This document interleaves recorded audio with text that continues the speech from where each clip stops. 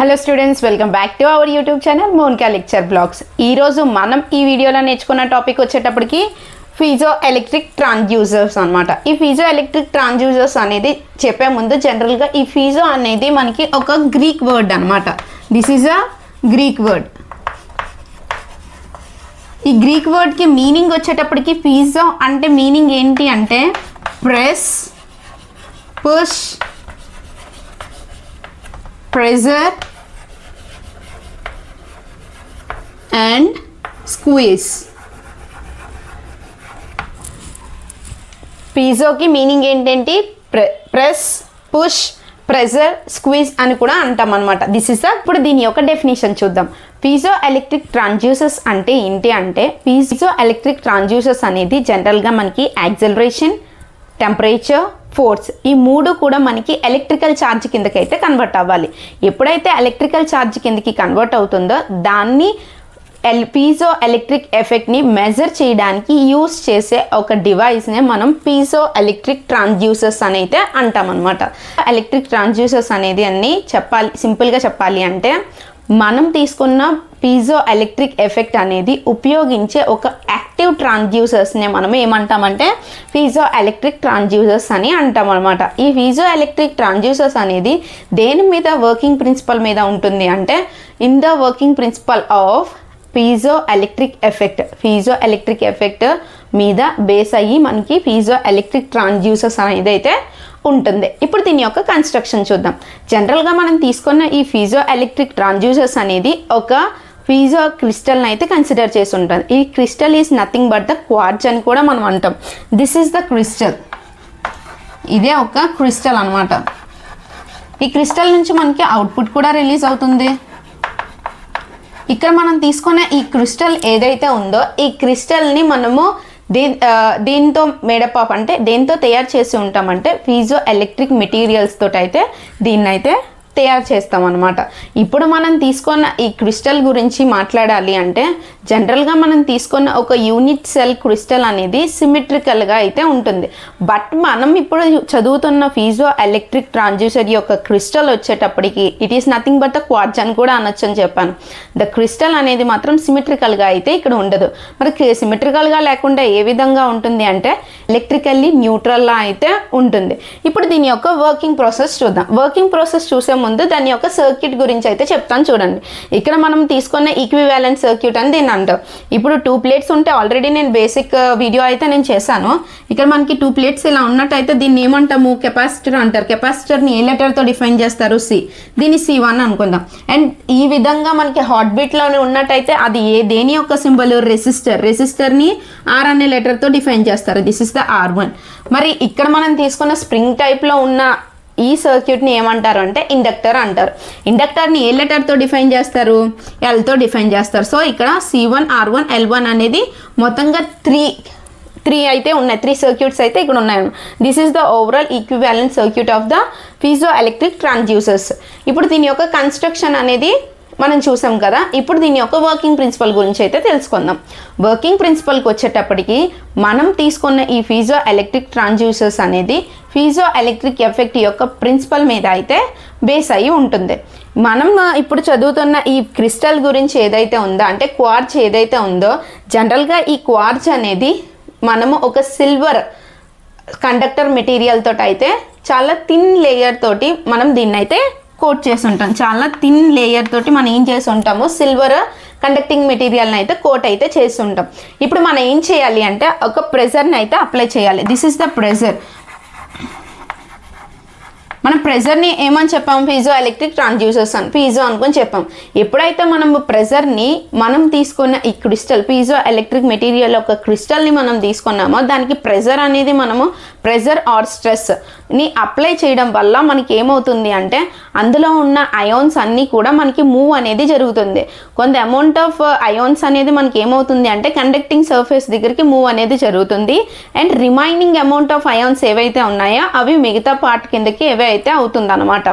And ఇక్కడ మొత్తం అంతా మనకి కండక్టింగ్ అనేది మొత్తంగా ప్రెజర్ అనేది మనం అప్లై చేసిన తర్వాత మనకి ఏమవుతుంది అంటే రిజల్టెంట్ అయితే వస్తుంది. ఈ రిజల్టెంట్ అంటే మనకి అవుట్పుట్టే కదా. అవుట్పుట్ అనేది మనకి ఏమొస్తుంది అంటే జనరల్గా చార్జెస్ అనేది ఫామ్ అవుతుంది. జనరేటెడ్ ద చార్జెస్ని అయితే ఇవి జనరేట్ చేస్తాయి అన్నమాట. ఇప్పుడు మనకు వచ్చిన ఈ చార్జెస్ ఏవైతే ఉన్నాయో ఈ చార్జెస్ అనేవి మనకి క్యాలిబ్రేషన్ ఆఫ్ స్ట్రెస్గా అయితే యూజ్ అవుతాయి అన్నమాట.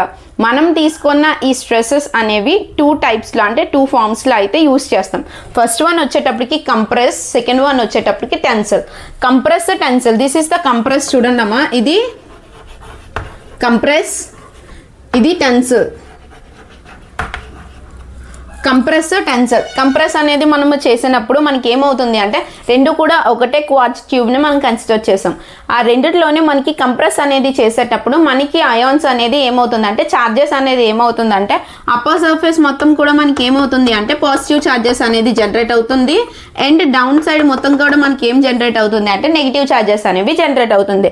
అదే టెన్సల్ దగ్గరకు వచ్చేటప్పటికి మనకి కంప్రెస్కి రివర్స్ ప్రాసెస్లో ఉంటుంది. అంటే ఎలక్ట్రాన్స్ అనేది పాజిటివ్ ప్లేస్లోని నెగిటివ్ అనేది జనరేట్ అవుతుంది, నెగిటివ్ ప్లేస్లో పాజిటివ్ అనేది జనరేట్ అవుతుంది అనమాట. ఇప్పుడు వరకు దీని యొక్క వర్కింగ్ ప్రాసెస్ అయితే ఫినిష్ అయింది. దీన్ని మనం ఎగ్జామ్ పాయింట్ ఆఫ్ వ్యూలోని ఏ విధంగా రాయాలి అనేది అయితే ఇప్పుడు మనం చూద్దాం. Piezoelectric transducers. A piezoelectric transducer is a device that uses the piezoelectric effect to measure changes in the pressure, temperature, acceleration, force and the converting them into the electrical charge. Piezoelectric transducers అనేది ఒక piezoelectric effect అన్నమాట. ఇది మనకి ప్రెజర్ని, temperature and acceleration and ఫోర్స్ని మనకి electrical charge కిందకైతే convert చేయడానికి అయితే యూజ్ అవుతుంది. And piezoelectric transducers is and the active transducers which utilizes the piezoelectric effect. Construction చూద్దాము. The piezoelectric transducers consist of piezoelectric crystal made up of piezoelectric material. Piezoelectric transducers అనేది జనరల్గా మనకి ఒక crystal అయితే consist అయ్యి అయితే ఉంటుందన్నమాట. ఆ క్రిస్టల్ని మనం క్వార్ట్జ్ అని కూడా అంటాం. ఈ క్వార్ట్జ్ అనేది పీజో ఎలక్ట్రిక్ మెటీరియల్ తోటి అయితే కన్సిస్ట్ అయి ఉంటుంది. Generally unit cell of all crystal is symmetrical but in the piezo electric quartz crystal is not. జనరల్గా అన్ని క్రిస్టల్స్ కూడా మనకి సిమెట్రికల్గానే ఉంటుంది. బట్ మనం తీసుకునే పీజో ఎలక్ట్రిక్ క్వార్ట్జ్కి వచ్చేటప్పటికి అది సిమెట్రికల్గా అయితే ఉండదన్నమాట. మరి ఏ విధంగా ఉంటుంది అంటే ఎలక్ట్రికల్గా ఉంటుందన్నమాట. ఆల్రెడీ ఇక్కడ అంటే మా స్టూడెంట్స్ ఇక్కడ డయాగ్రామ్ అయితే వేయలేదు. స్టార్టింగ్లో నేను డయాగ్రామ్ రిప్రజెంటేషన్ అయితే చూపించాను కదా, ఆ డయాగ్రామ్ అయితే ఇక్కడ వేయాలి. అండ్ దాని యొక్క వర్కింగ్ చూద్దాం ఇప్పుడు. Piezoelectric transducers is a based on the principle of the piezoelectric effect. Piezoelectric transducers అనేది జనరల్గా మనకి పీజోఎలక్ట్రిక్ ఎఫెక్ట్ మీద అయితే దీని యొక్క వర్కింగ్ ప్రిన్సిపల్ అయితే బేస్ అయి ఉంటుంది. And in a piezoelectric transducers a piezoelectric material like the quartz crystal is used sensing element. ఇక్కడ మనం తీసుకున్న పీజోఎలక్ట్రిక్ ట్రాన్స్డ్యూసర్స్ అనేది జనరల్గా మనకి పీజోఎలక్ట్రిక్ క్వార్ట్జ్ అనేది మనకి సెన్సింగ్ ఎలిమెంట్ని అయితే కలిగి ఉంటుందన్నమాట. The faces of the piezoelectric material usual quartz is coated with the thin layer of the conducting material such as the silver. Piezoelectric material అనేది యూజువల్గా మనము క్వార్ట్జ్ అయితే తీసుకున్నాం కదా, ఇది మనకి పీజోఎలక్ట్రిక్ మెటీరియల్తో అయితే కోటింగ్ అయితే చేసి ఉంటారు అని చెప్పాము. ఇక్కడ ఆ కోటింగ్ అనేది ఇక్కడ thin layer of the conducting మెటీరియల్తో అయితే చేసి ఉంటాను అనమాట. అంటే it is nothing but the silver అనమాట. When the stress is applied to the ions in the material move towards one of the conducting surface while the moving away from the others అని చెప్పారు. ఎప్పుడైతే మనం పీజోఎలక్ట్రిక్ ఎఫెక్ట్కి మనకి pressure అనేది మనం apply చేస్తామో, pressure అనేది అప్లై చేసేటప్పుడు కొంత అమౌంట్ ఆఫ్ మెటీరియల్ అనేది మనకి ఏమవుతుంది అంటే ఇక్కడ చూడండి, material moves towards the conducting surface. కొంత అమౌంట్ ఆఫ్ మెటీరియల్ అనేది కండక్టింగ్ సర్ఫేస్ గుండా అయితే మనకి మూవ్ అనేది జరుగుతుంది. మిగతా అమౌంట్ ఆఫ్ మెటీరియల్ అనేది ఎవే అనేది అవుతుంది అనమాట. This is the result in the generation of the charge. This charge is used as the calibration of the stress.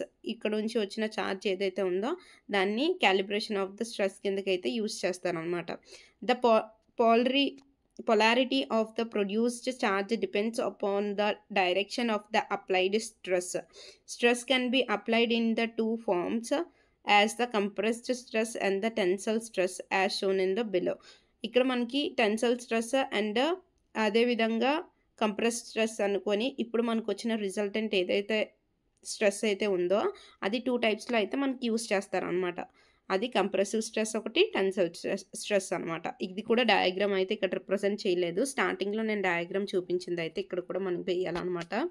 And therefore the polarity of the generation voltage for the tensile force and the compressive force will be opposite in the polarity on the same pieces of the piezoelectric material.